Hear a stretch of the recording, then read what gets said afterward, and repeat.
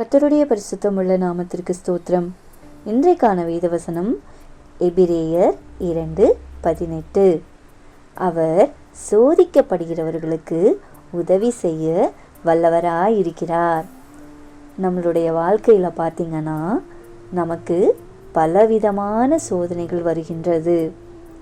அந்த சோதனைகளை நாம் எப்படி மேற்கொள்வது என்று தெரியாமல் இருப்போம். ஆனால் இன்றைக்கு கர்த்தர் சொல்லுகிறார், அவர் சோதிக்கப்படுகிறவர்களுக்கு உதவி செய்ய வல்லவராயிருக்கிறார். ஸ்கூலில் பிள்ளைங்களை பார்த்திங்கன்னா அவங்களுக்கு எக்ஸாம்ஸ் கண்டக்ட் பண்ணுவாங்க.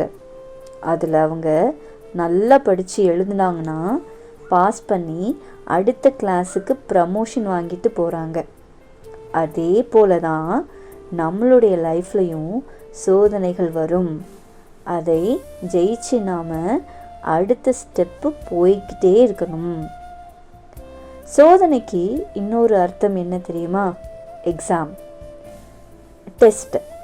அந்த டெஸ்ட்டில் நாம் எப்படி எல்லாவற்றையும் கடந்து பாஸ் பண்ணி போகிறோம் என்பது தான் முக்கியம்.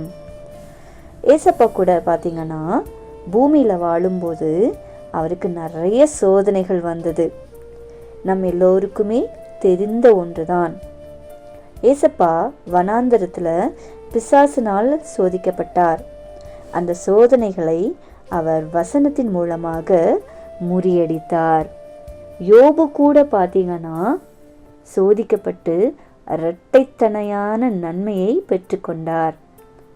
வேதம் சொல்லுகிறது, சோதனையை சகிக்கிற மனுஷன் பாக்கியவான் என்று. நம்ம லைஃப்பில் கூட நம்ம வேலை செய்கிற இடத்துல, படிக்கிற இடத்துல, ஊழியம் செய்கிற இடத்துல, இப்படி எல்லா இடத்துலையும் நமக்கு சோதனைகள் வரக்கூடும். கர்த்தர் நமக்கு உதவி செய்ய வல்லவராயிருக்கிறார். ஏன் தெரியுமா? ஏன்னா அவர் நமக்காக சோதிக்கப்பட்டு நமக்காக அவர் பாடுபட்டதால நமக்கு அவர் உதவி செய்ய வல்லவராயிருக்கிறார்.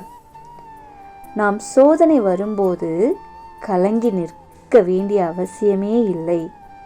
அவர் நமக்கு ஆறுதலாகவும் உதவியாகவும் இருக்கிறார்.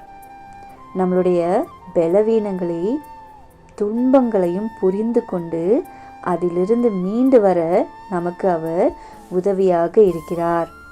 எனவே என்ன சோதனைகள் வந்தாலும் அதை ஒரு ப்ராக்டிஸாக எடுத்துக்கிட்டு அந்த சோதனைங்கிற எக்ஸாமில் பாஸ் பண்ணி நம்மளை ப்ரமோஷனுக்குள்ளாக கொண்டு சொல்ல ஏசப்பா நமக்கு உதவியாக இருப்பார் என்று நாம் விசுவாசிப்போம்.